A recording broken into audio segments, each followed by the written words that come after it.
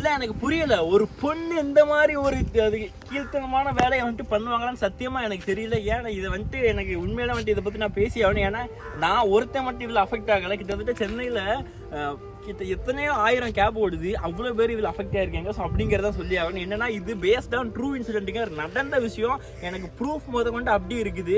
So வந்துட்டு ஒரு லைஃபே முடிச்சு விடுற லெவலுக்கு அந்த பொண்ணு ஒரு வேலையை பார்த்து வச்சிருக்காங்க. என்னன்னா கேஸ் நடந்த விஷயத்தை நான் அப்படி சொல்லிடுறேன். வந்துட்டு ஒன்றும் இல்லை கேஸ், நடந்த விஷயம் என்னன்னா, இப்போ நான் வந்துட்டு நைட்டு ஒரு 12 மணி இருக்கும். இந்த ஏரியா செம்மஞ்சேரி, ஓகேங்களா. ஸோ இங்கேருந்து ஒரு புக்கிங் வந்துச்சு. நான் தான் ஃபஸ்ட்டு புக்கிங். நான் அப்போ தான் வண்டி ஓட்டலான்னு எடுக்கிறேன். நைட்டு 12 மணிக்கு டிராஃபிக் இருக்காதுன்னு எடுத்த ஃபஸ்ட்டு புக்கிங். நான் வந்துட்டு நல்லா புரிஞ்சுக்கோங்க, நம்ம வண்டி ஓட்டிட்டு இருக்கும்போது தான் புக்கிங் வரும் ஆன் ஸ்பாட்ல. வரும்போது அந்த புக்கிங் எடுக்கும்போது வண்டி ஓட்டிட்டு இருக்கும்போது ஆன் ஸ்பாட்ல நம்ம ரோடையும் பார்க்கணும், இதையும் பார்க்கணும். ஸ்டாப் பண்ணி நம்ம புக்கிங் பார்த்துட்டு இருக்க மாட்டேது இல்லையா. ஸோ அப்போ வரும்போது வந்துட்டு சோலைமேடுன்னு என் கண்ணில் பட்டுச்சு. நான் புக்கிங் அக்செப்ட் பண்ணிட்டேன். அமௌண்ட் அதாவது ஃபாஸ்ட்டாக அக்செப்ட் பண்ணனால அமௌண்ட்டு 600 சம்திங் காமிச்சது. ஓகே, சோலைமேடுனா 25 கிலோமீட்டர் இருக்கும் ஆல்மோஸ்ட். இங்கேருந்து 600 சம்திங் ஓகேன்னு சொல்லிட்டு நான் அக்செப்ட் பண்ணிட்டு ஆன் ஸ்பாட்டுக்கு போயிட்டு லொக்கேஷன் போயிட்டு அவங்க வந்ததுக்கப்புறம் எதுக்கு கன்ஃபார்ம் பண்ணிப்போம் மேம் சோலைமேடில் எங்கே மேம் அப்படின்னு சொல்லிட்டு கேட்டால் அவங்க சொன்ன வார்த்தை சோலைமேடு இல்லை சோளம்பேடு. நான் சோளம்பேடு ஆக்சுவலி நான் வந்துட்டு நியூ டு சென்னைங்க, அதனால எனக்கு சோளம்பேடுன்னு ஒரு ஊர் இருக்கதே தெரியாது. சரின்னு சொல்லிட்டு நான் என்ன பண்ணேன், ஓகேன்னு சொல்லிட்டு கூகுள் மேப்ல போட்டு பார்த்தா அது எங்க இருக்குன்னு பார்த்தா அம்பத்தூருக்கு பின்னாடி இருக்குதுங்க. கிட்டத்தட்ட கிலோமீட்டர் 50 கிலோமீட்டரு. அப்புறம் நான் பார்த்தேன் அமௌண்ட் உங்களுக்கு எவ்வளோ காமிச்சிருந்தேன். அவங்களுக்கும் நான் எனக்கு 687, அவங்களுக்கு ஒரு 800 காமிச்சிருக்கேன். ஏன்னா அது ஊபர் கமிஷன் சேர்ந்து வரும் இல்லையா. ஸோ அப்போ ஒரு 800 சொன்னாங்க. நான் அவங்களுக்கு தெளிவாக சொன்னது, அக்கா புரிஞ்சுக்கோங்க, இது வந்துட்டு என்னோட பிஸ்னஸ். ஸோ நான் இப்போ தான் வந்துட்டு வண்டியை ஸ்டார்ட் பண்ணுறேன். நான் சாரி, நான் சோலைமேடுன்னு பார்த்து வந்தேன், இது சோளம்பேடு நீங்கள் சொல்கிறீங்க. பை என்னோட மிஸ்டேக்கு நான் சாரி கேட்டுக்கிறேன். நான் நீங்கள் கேபை கேன்சல் பண்ணிக்கோங்க. நான் வந்துட்டு கரெக்டாக இருக்க கேமரா நீங்க கேப் கேன்சல் பண்ணிக்கோங்க. நான் வந்துட்டு வேற கேப் புக் பண்ணிக்கோங்க. ஸோ நான் வேற ஏதாச்சும் சிட்டிக்குள்ள புக்கிங் தான் எடுத்து ஓட்டிக்கிறேன். நான் சிம்பிளா ஒரு வார்த்தை சொன்னேன். என்ன ரீசன் அவங்க திரும்ப கேட்டாங்க. நல்லா புரிஞ்சுக்கோங்க, நான் இப்போ தான் வண்டி ஓட்ட ஸ்டார்ட் பண்ணியிருக்கேன். எனக்கு ஒரு நாளைக்கு வந்துட்டு 4000 ரூபாய் டார்கெட் ஓட்டணும்.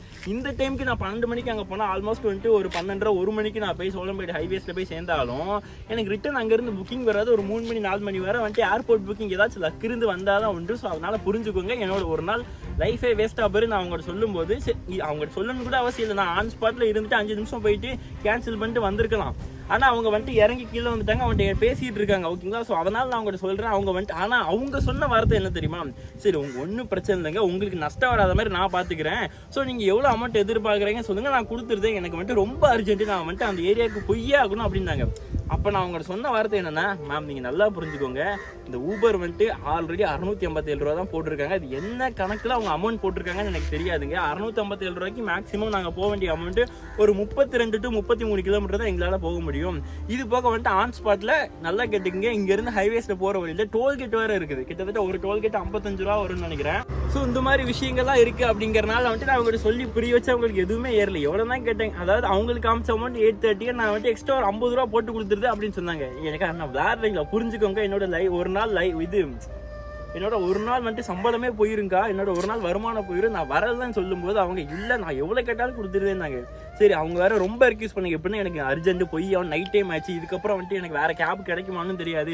ஸோ அதனால என்னோட நிலைமையை நீங்கள் புரிஞ்சுக்கங்க ப்ரோ அப்படின்னு சொல்லிட்டு அவங்க ரெக்யூஸ் பண்ணி கெஞ்சின ஒரே ரீசனுக்காக நான் என்ன பண்ணேன், சரி பரவாயில்லக்கா எக்ஸ்ட்ரா ஒரு 100 ரூபா மட்டும் கொடுங்க, நான் உங்களை ட்ராப் பண்ணியிருந்தேன், ரவுண்டாக வந்துட்டு ஒரு 1000 கொடுத்துருக்கேன் நான் சொன்னேன். அந்த மாதிரி வந்துட்டு அவங்க வந்துட்டு சரி ஓகேன்னு சொல்லிட்டு ஒன்றும் பிரச்சனை இல்லைன்னு சொல்லிட்டு நல்லா புரிஞ்சுக்கோங்க. அவங்க கேட்ட ஒரே ரீசன் கெஞ்சி ரெக்யூஸ் பண்ணி கேட்டதால மட்டும்தான் நான் அவங்களுக்கு வந்து ட்ராப் பண்ணதுக்கு போனேன். அதுவும் எப்படி ட்ராப் பண்ணுங்கிற விஷயம் நீங்கள் அந்த வீடியோ பார்த்தீங்கன்னா உங்களுக்கு தெரியும். கரெக்டாக பார்த்தீங்கன்னா வந்துட்டு என்னன்னா அவங்க வீட்டுக்கு ரைட் அவங்க லொக்கேஷன் போட்டு அவங்க வீட்டிலேருந்து கொஞ்சம் தூரம் தள்ளி மெயின் ரோட்டில் தான் லொக்கேஷன் போட்டுருந்தாங்க. பட் இருந்தாலும் அவங்க வீட்டுக்கு ரைட் சைடு திரும்பும்போது ஃபுல்லாக ரோடு மேடு பள்ளமாக இருக்கும், நைட் டைம் வேறு. ஸோ இருந்தாலும் பரவாயில்ல ஒரு பொண்ணுங்கிற ரீசனுக்காக அதையும் தாண்டி அதுக்கப்புறம் பார்த்தா அந்த அக்கா வந்துட்டு ஒரு சந்துக்குள்ளே போங்க, இங்கே தான் எங்கள் வீடுன்னு வேற சொல்லிட்டாங்க. நான் கேட்டேன் எது சந்துக்குள்ளே போகிறது, அக்கா இதுக்குள்ளே போனால் வண்டி திருப்பவே முடியாதுன்னு சொல்ல, இல்லை என்னோட வீடு அங்கே தான் சொன்னாங்க. சரி ரைட் ஓகே, ஒரு பொண்ணை வந்துட்டு நம்ம வந்துட்டு நடு ரோட்டில் ட்ராப் பண்ண போகிறோம்.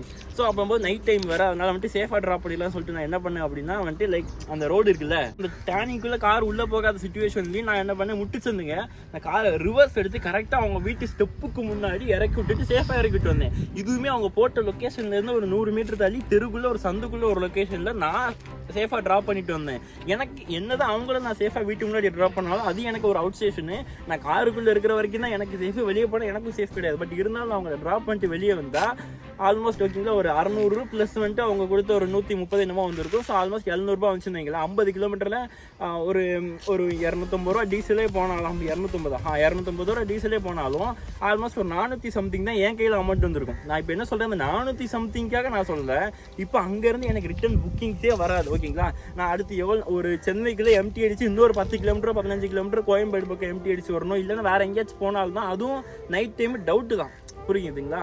ஆனால் இவ்வளோத்தையும் தெரிஞ்சு நான் இவ்வளோத்தையும் நான் வந்துட்டு காரில் உட்காந்து எக்ஸ்பிளைன் பண்ணியிருக்கேன். உட்காந்து காரில் அவங்க 50 கிலோமீட்டர் ட்ராவல் பண்ணும்போது இந்த மாதிரி சுச்சுவேஷன்லாம் நாங்கள் ஃபேஸ் பண்ணுறக்கான்னு எக்ஸ்பிளைன் பண்ணுறேன். ஃபுல்லாத்தையும் உட்காந்து கேட்டுட்டு சரிப்பா உங்கள் சுச்சுவேஷன்லாம் எனக்கு புரியுதுப்பான்னு சொல்லிட்டு அவங்க பண்ண வேலை என்ன தெரியுமா, அதை என் வாயால் அவ்வளோ ஒரு கேவலமான ஒரு வேலையை பண்ணி வச்சுருக்காங்க. என்னென்னா ட்ராப் பண்ணதுக்கப்புறம் எப்படி நான் அவங்கக்கிட்ட எக்ஸ்ட்ரா அமௌண்ட்டு கேட்டேன்னா, நான் என்ன சொன்னேன், என்னால் வர முடியாது, நான் அது மட்டும் தான் சொன்னேன். அவங்க தான் எனக்கு ரொம்ப எமர்ஜென்சிப்பா என்னை எப்படியாச்சும் ட்ராப் பண்ணி விடுங்கன்னு என்கிட்ட கெஞ்சி ரெக்யூஸ் பண்ணி கேட்டுட்டு அப்புறம் நான் சொன்னேன். ஏன்னா நான் என்னோட சுச்சுவேஷனை எடுத்து சொல்லும்போது எல்லாத்தையும் கேட்டுட்டு ரிட்டன் அவங்க என்ன பண்ணியிருக்காங்க, ஊபர் ஆப்பில் போயிட்டு நான் வந்துட்டு எக்ஸ்ட்ரா அமௌண்ட்டு கேட்டேன் நீங்கள் வந்துட்டு அப்படின்னு சொல்லிட்டு அந்த ஊபர் ஆப்பில் போயிட்டு என்னை ரிப்போர்ட் அடிச்சு கம்ப்ளைண்ட் பண்ணியிருக்காங்க. ஓகே, இதுதான் வந்துட்டு எனக்கு புரியலை. ஒருத்தங்களுக்கு நம்ம ஒரு நல்லது செய்ய போனால் அது எப்படி ரிட்டர்ன் பண்ணுறாங்க பார்த்தீங்கன்னா, இது வந்துட்டு மேக்ஸிமம் நம்ம ஊர் சைடில் நடக்காதுங்க.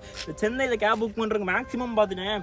இப்போ என்ன மாதிரி ஓகேங்களா, நான் இப்போ எஜுகேட்டட் தான் ஓகேங்களா. ஸோ நம்ம படித்த பசங்க யாராச்சும் ஓரளவு காலேஜ் படிக்கிற பசங்க இந்த மாதிரி விஷயம் ஈவன் அவங்ககிட்ட வந்துட்டு பணம் கஷ்டம் அதிகமாக இருக்கும் தெரியுமா. அவங்க யாரும் இந்த மாதிரி கேவலமான வேலையை பண்ண மாட்டாங்க, அதிகமாக பணம் வச்சிருப்பாங்க தெரியுமா. எல்லாரையும் சொல்ல ஒரு 50-50 சொல்லிக்கிறேன் ஓகேங்களா. அவங்க பண்ணுறது ஃபுல்லாக இந்த மாதிரி வேலை தான். அவங்களுக்காக நம்ம ஒரு விஷயம் பண்ண போனால் அது யாருக்காக பண்ணுறோம், அவங்களுக்காக. சிம்பிளாக நான் சொல்லியிருந்தேன். இப்போ ஒருத்தங்க இப்போ நானே இன்னொரு இல்லை வந்துட்டு வேறு யாரோ நீங்கள் கேப் புக் பண்ணுறீங்க அப்படிங்கிற பட்சத்தில் ஒரு டிரைவர் வந்துட்டு உங்களுக்கு கால் பண்ணி இந்த ஏரியாவுக்கு இந்த டைம் போக முடியாது மேம், இங்கே போனால் இவ்வளோ டிராஃபிக்காக இருக்கும், இவ்வளோ அமௌண்ட் ஆகும், இந்த ஊபரில் ஓலாவில் வந்திருக்க அமௌண்ட் கட்டுப்படி ஆகாதுன்னு சொன்னேன். ஒன்று வேறு கேப் பார்த்துக்குறோன்னு சொல்லுங்க, இல்லை அவங்க கேட்ட அமௌண்ட்டை கொடுத்தீங்கன்னா ஒன்று கேட்ட அமௌண்ட்டை கொடுங்க. இல்லை நான் வந்துட்டு இல்லை பரவாயில்லைங்க நாங்கள் வேறு கேப் பார்த்துக்குறோம், எனக்கு அமௌண்ட் கொஞ்சம் பிரச்சனை இருக்குது, நாங்கள் வந்துட்டு ரொம்ப ஏழைங்க, என்னால் முடியாது. ஒரே விஷயம், எங்களால் அவ்வளோ அமௌண்ட் முடியாதுங்க. இப்போ நான் அவங்களை எதுக்கு ட்ராப் பண்ணேன், ஈவன் நாங்கள் அவ்வளோ பெரிய இதில் வந்துட்டு இருந்து புக் பண்ணியிருந்தாலும் ஆனால் புரிஞ்சுக்கோங்கண்ணா என்கிட்டயும் பண கஷ்டம் தான். எப்படி அவ்வளோ பெரிய பில்டிங்கில் இருக்காங்க, என்கிட்டயும் பண கஷ்டம்னு சொல்கிறாங்க. இட்ஸ் ஓகே, பரவாயில்ல, இட்ஸ் ஃபைன், அவங்களுடைய தனிப்பட்ட உரிமை சொல்கிறாங்க.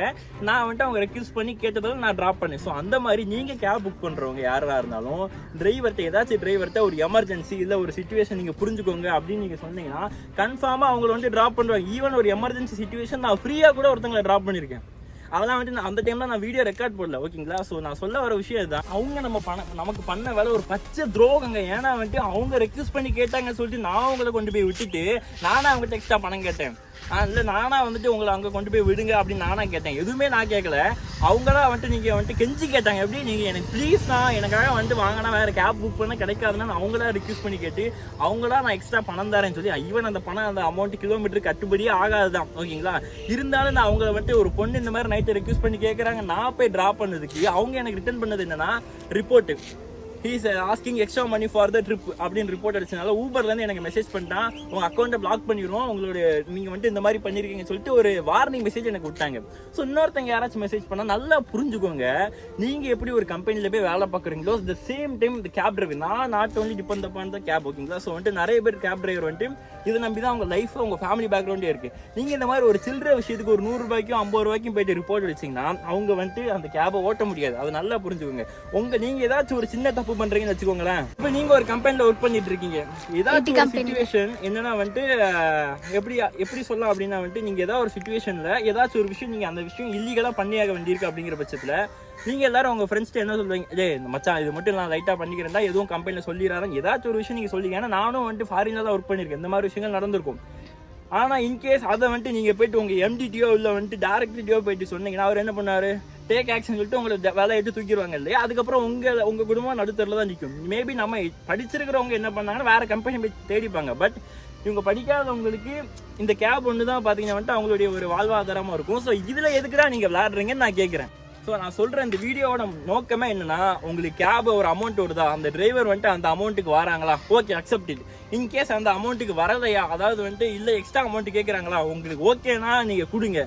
ஆனால் முன்னாடி கொடுத்துட்டு பின்னாடி ரிப்போர்ட் பண்ணாதீங்க. அப்படி நீங்கள் கொடுக்கன்னா சொல்லிடுங்க, சார் ஓகே நான் எக்ஸ்ட்ரா அமௌண்ட் கொடுத்துருது நான் அந்த ஆப்பில் ரிப்போர்ட் பண்ணிடுறேன் அப்படிங்கிற மாதிரி நீங்கள் சொல்லிட்டீங்கன்னா அந்த டிரைவருக்கு அது பிரச்சனை இல்லை அப்படிங்கிற பட்சத்தில் அவர் வந்துட்டு அதை பார்த்துட்டு ஈஸியாக மூவ் பண்ணிட்டு போயிடுவார்.